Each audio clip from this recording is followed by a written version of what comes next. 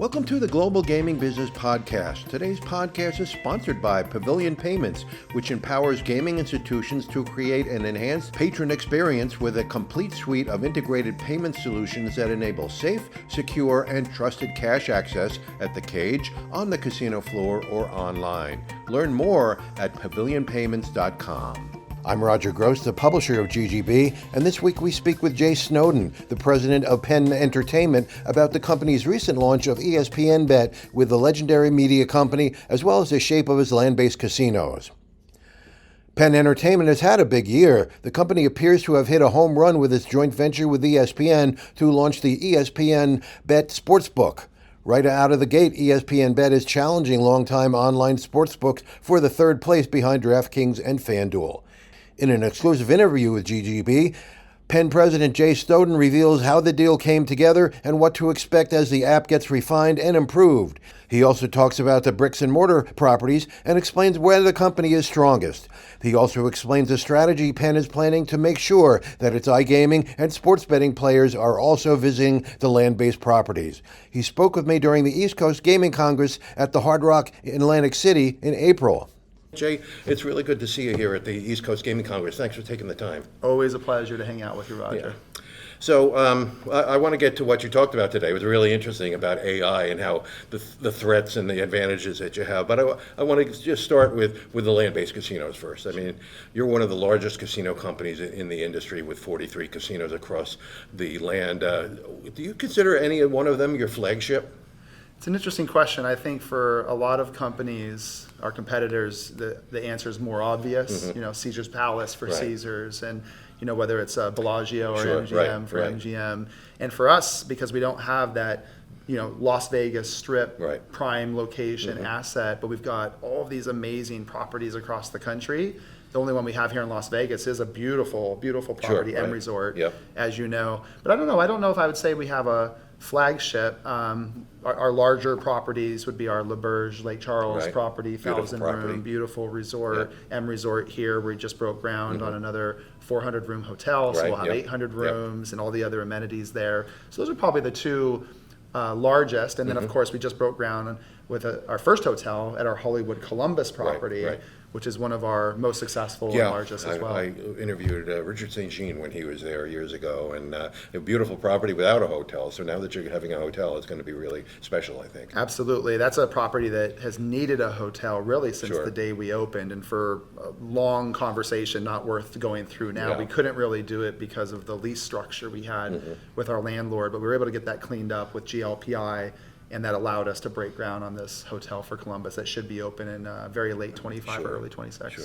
Well, let's talk about the M Resort. I was driving to LA for a conference last week, and I hadn't been down that end of I-15, and you're driving by, and there's all these apartment buildings being built around there. I mean, obviously, that was what the Marnells were looking at when they built that property years ago, but now it's finally coming to fruition, and with an extra hotel, I mean, I think that property is going to really take off.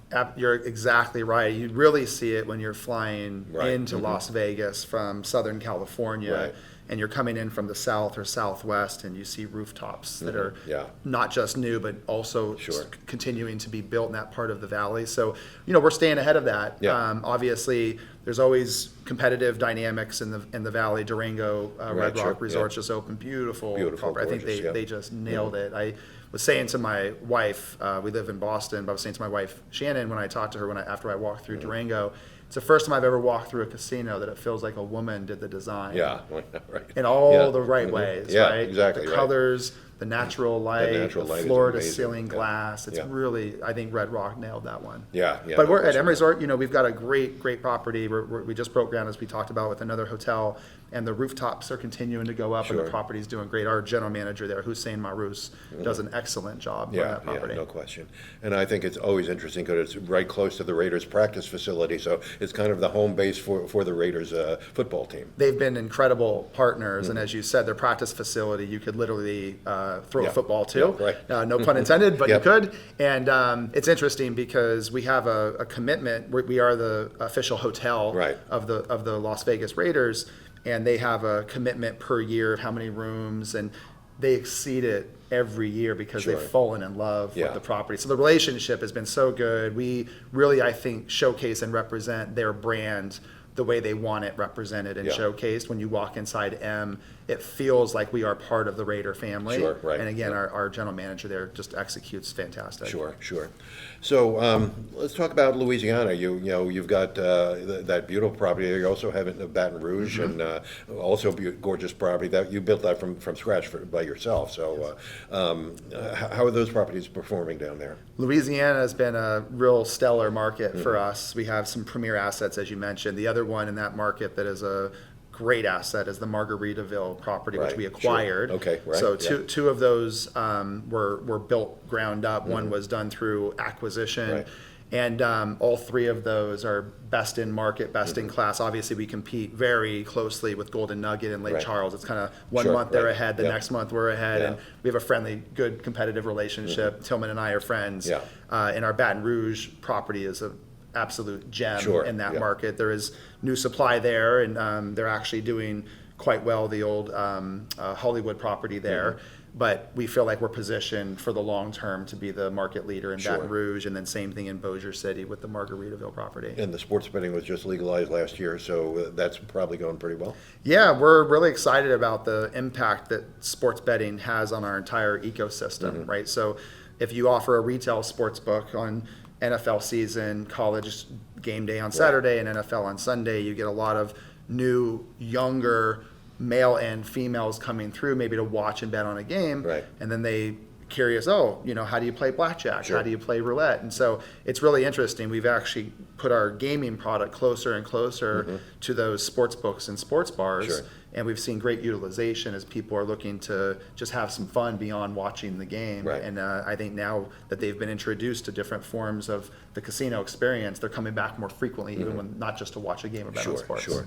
And you just proposed a casino in Petersburg last week, and it looks like it's a real great property. Yeah, we've done this a few times, as you know. Right. We've been a developer of casinos, greenfield projects, and we would like the opportunity to do that in Petersburg. It's stiff competition. There's 5 of us that Right. are competing for that license. Don't have a good feel right now for kind of who's jockeying for the lead position, but we have a track record, Sure. and we have a balance sheet that can support doing that. And I think those will be important factors for the decision makers there. And Virginia's a pretty decent market now as well. For sure. I think, Virginia was obviously one of the last states to legalize land-based casinos, but they were quite thoughtful around how many and where they're located. Sure. So they've done a good job of spreading them out, making sure that there isn't going to be too much cannibalization or saturation, too much supply in any given market. Okay, great. You've got a property in Illinois where they also have the they don't call it skill games anymore, but the VLTs, I guess. There was a presentation earlier today about how that really impacted the slot drop at all the casinos. How bad did that hurt you guys? Yeah, I mean, this is a really, really interesting topic. I think at least in Illinois, the games that you see at bars and taverns are regulated, and the entities that run those operations are licensed. Right. Okay, so there's a regulatory system in place. And a tax system so that Taxes, the state makes some money on it. Makes real money. Yeah, They make more right. money on VGTs now than they Okay. do on the casinos, Yeah, which is pretty amazing. That So is- there has you're been an talking about impact. such a high tax state to begin with, right? Absolutely. Yeah. And so there has been an impact. We decided pretty early on to get involved in the route operation business. Okay. 1, because it's legal. Sure. 2, because it's regulated. And 3, we're licensed. And 4, because it was impacting our casinos. Sure, right. And so if it's going to impact your casino revenue, double-digit percentage, which Sure. it has Yeah. throughout the state, we wanted to at least try to protect. And so we got involved in the route operation. We bought a company called Prairie State Gaming. And we have a really good team that's running Prairie State Gaming for us now. It's in growth mode. We're in the top 5 in terms of operations in the state of Illinois. The difference, however, is that there's these other devices in other states Yeah. called skill games, Right. which is code for slot machine. Yeah. Anybody that plays it knows Sure. it's a slot machine. Smells like one, Yeah. talks like one, You know, right? I've been through Pennsylvania and seen them in truck stops. They're all over Yeah. the place, Yeah. right? And so that's a difference. Right. If it's regulated, there's licensed entities, it's taxed, that might be something that we would look into participating. But these quote unquote skill games, where you have operators that are essentially building mini casinos across the state. Right. There's a lot of these in the state of Pennsylvania, for example, and they're not paying taxes. And there's no responsible gaming practices. No protection. There's no protections in place. That's bad for everybody other than the company owning those machines. And so we're adamantly against skill games. And that's something that we've been very vocal about as a company, as I know our industry has, and the American Gaming Association, and we're going to continue to fight the good fight. Well, now Pennsylvania, though, they just had a court decision where they kind of make them legal. What are you looking for the state to do now to really mitigate the impact on the casino? Yeah, we think that was a bad interpretation. Obviously, if you sit down at one of these machines and you play them, you realize it's a slot machine. And I'm sure that the judge had made the decision on these by reading black and white on paper, but didn't actually go sit at one of these machines. That's I think a factor that has to be considered. So you can defend all day calling them skill and showing how it's skill, but if it's not something that you feel when you're sitting there, then I think that has to be something that is considered. But it wasn't. So we'll continue to fight it legally. I think there's opportunities to continue to appeal that decision. And look, if it ever is if we're going to get to a point where skill-based games are going to be regulated and licensed, then they need to be paying the same tax rate that we're paying. And so right now what's being proposed is like, oh, we'll go through the process, but we only get taxed at 15%. We're getting taxed at 50%. How's that fair? We've invested hundreds of millions of dollars in the state of Pennsylvania, and they have not. But we're going to give them a better tax rate? That makes no sense to me. So you can understand why it's such a hot button issue for the industry. I have a we friend, employ thousands. I'll throw that in there as well. Like thousands of people, right? I mean, there are job losses in Illinois when that came through as well. Absolutely. Cannibalization. So a friend of mine who lives in Pennsylvania told me one time that all you have to understand when you look at the Pennsylvania approach to gaming is that the state wants to make as much money as possible. Well, I think it appears that way in several states. I don't think Pennsylvania is the only one, but I'm not going to get into that. Okay, we're not going to get into that. Right, exactly. So let's talk about the online gaming space. In less than a year ago, you acquired ESPN Bet, and it went live 3 months ago? Yeah, a little bit more than that. Yeah. And the results initially are really good. Obviously, ESPN has the most visibility, I think, of any online casino company. And so how did that deal come through? Yeah, it's very interesting. It sort of was in talks development for a few months. I think ESPN really was looking for a while at how they wanted to get involved or engaged with online sports betting. And I think that it took them a while to come to the conclusion that they wanted to actually jump in. Now that it's legal in so many states, betting on sports is just part of the entertainment experience for a sports fan. You want to watch the game, you want to hang out with friends, you want to have good food, maybe a beer, and you want to bet on it. It could be $10. It could be a parlay, but it creates engagement and it's fun, it's exciting, and so they're all in. And but they got to a point where by the time I think they had come to the conclusion that they were ready to lead with their brands, it's like, well, who do we want to partner up with? And they went through a process. They really liked our team. They liked our technology stack. They liked that we owned it all. We control that roadmap. And so we struck a deal. We announced that in August. We went live in November. It's early days, but it's very exciting. We have had almost 1.5 million new registrations and deposits since we went live in 5 months. And we went live across 17 states all on the same day. So yeah, what we feel really good about right now, Roger, is that the top of funnel demand and the brand association, so acquisition of new customers, has been an A+.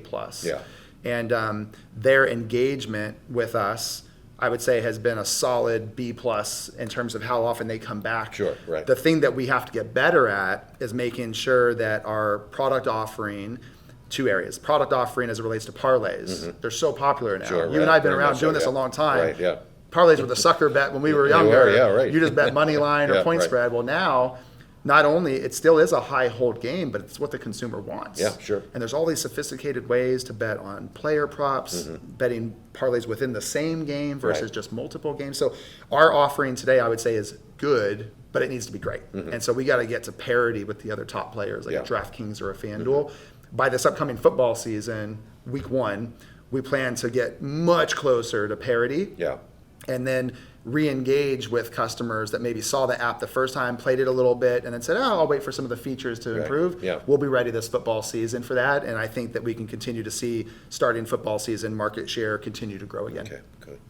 I play on a bunch of sports betting sites, and I find it really hard to find the bets I want to play. Like last week for the Masters, I wanted to bet top 10, top 20, top 5, and it was really hard to find that. You had to go through a lot of different layers to find it. I mean, is that something that we need to improve on? Not just your app, but everybody's app. I think so, for sure. If that's a frustration, then we got to get it right for everybody. Right.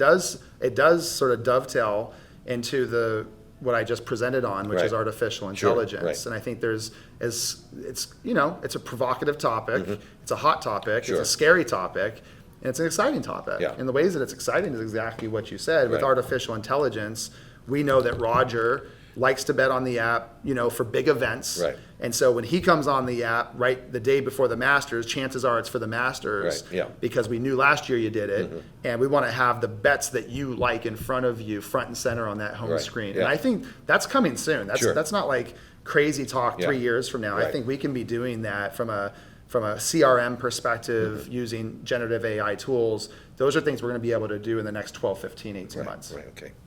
And it looks like your Ontario online operation is going real well with the score purchase. Yeah, that was a couple of years ago now. Yeah, we've been live in Ontario for over 2 years. We're live. That was where we initially went live on our own tech stack, which we acquired through the score acquisition as well.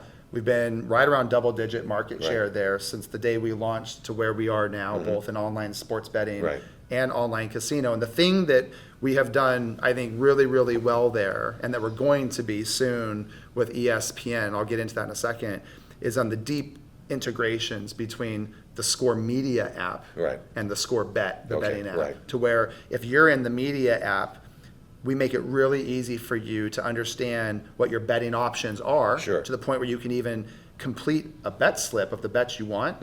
And then the only thing that you have to do is when you say, I'm ready to place the bet, we take that bet slip, we move it over to Score Bet, and then you can place the bet on the betting app. And so those are the things that we're working on right now. That's the other piece with ESPN that we're hard at work. I was just in Bristol, Connecticut this week with the ESPN team and our senior team, and we're working on all of those deep integrations. For example, with ESPN, we're working on account linking. So if you have an ESPN account and you have an ESPN Bet account, and you want to link those, and we'll give people incentives to do that. Once you do that, Roger, we now know everything that ESPN knows about your preferences. The sports that you like, your favorite teams. If you have a fantasy team in their fantasy app, the players on your fantasy roster. And so you can imagine how much better we can be really than anyone in the space. Because we can give you personalized offers based off of what we know about you from ESPN and make it seamless to go from setting your lineup to maybe betting a player prop parlay with players on your roster. Put it in front of you. If you like it, take it. We'll move it over to ESPN Bet, and off you go. And no different than when Disney launches their direct-to-consumer streaming service, ESPN streaming service, next summer, late next summer, early fall, whatever the final date is going to be. There's things that we can do on integrations with them there too that Bob Iger even talked about on their last Disney earnings call. If you're integrating with ESPN Bet, you can imagine, we know Roger's favorite team is the Yankees. The Yankee game is on. We have a parlay feature on the television with a barcode, and all you have to do is scan the barcode with your phone. The barcode puts that bet slip on your ESPN Bet app, and off you go.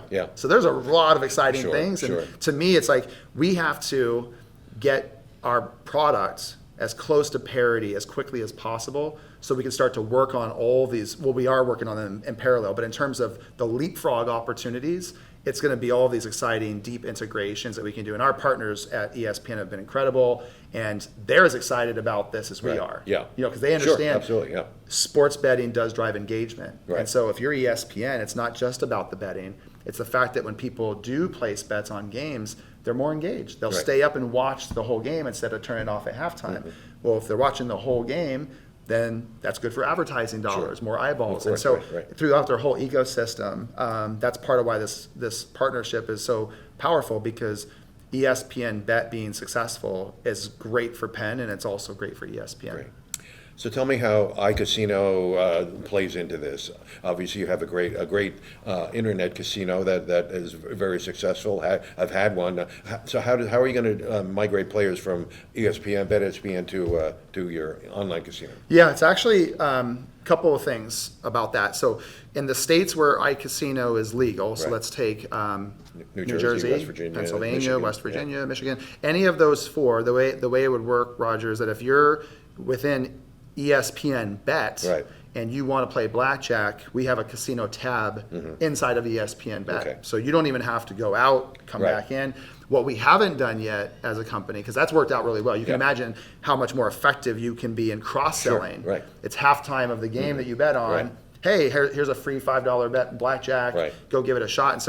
And it's in the same app. You don't have to get out of an app. Right. And so that works really well. Yeah. And we've seen cross-sell numbers like 50% of our online sports betting players have been cross-sold into online casino. But I think for us at Penn, what's very exciting is that we're developing a standalone online casino app called Hollywood Casino. Okay. We initially launched with one, Right. but it was on a third party, you want to say the name, third party platform that Right. decommissioned the platform.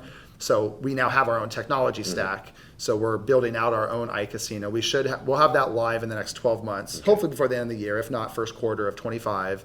Because here's the one challenge we have today, Roger, which you can appreciate, is that if you're a casino patron of ours at our Hollywood Greektown in Detroit, and we want to introduce you to our online casino offering, we have to have you download ESPN Bet currently before you go in to play the casino. And for a lot of people that are just walking into the Hollywood Greektown, it doesn't really register. Sure. What do you mean have to download ESPN to play slots on? So when you have a standalone app and we say, go to the App Store and download Hollywood Casino, they understand that, right? So that's going to be a big needle mover for us is when we have that standalone casino app that's branded by itself. Sure. And I guess you'll be able to go from Hollywood Casino app to ESPN Bet. Seamlessly. Right. That's exactly right. There'll be reasons for us to move you back and forth between the two. So one of the things I don't think any land-based casino company who's in the online field has done well is to migrate players from online into on property. Yes. I don't think anybody's done that,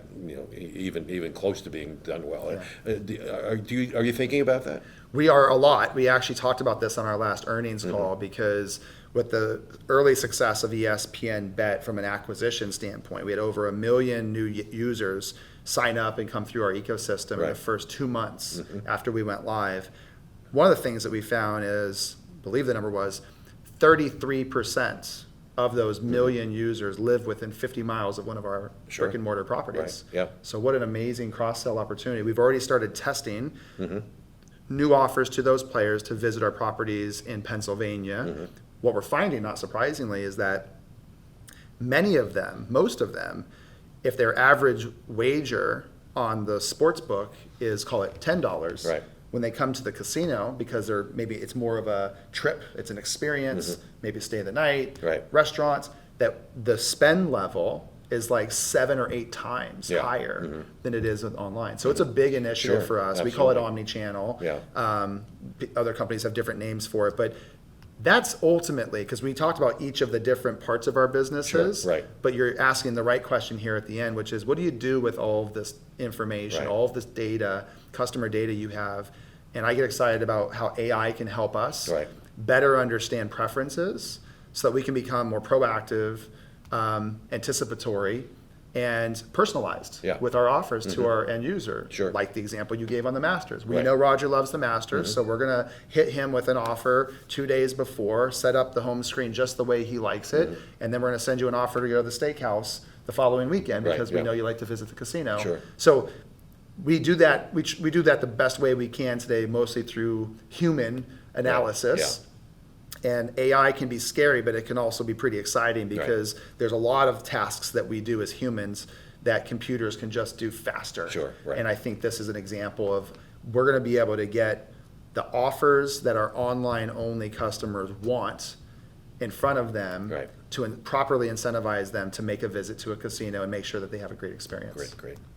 Well, Jay, I wanted to talk more about AI, but I know you got someplace to run, and I appreciate you stopping by here, and we'd love to follow up with you. Maybe I'll come up to Why Missing again next time we have this conversation. Yeah, always enjoy catching up with you, Roger. Thanks for taking the time with me as well. Great, thank you. Okay.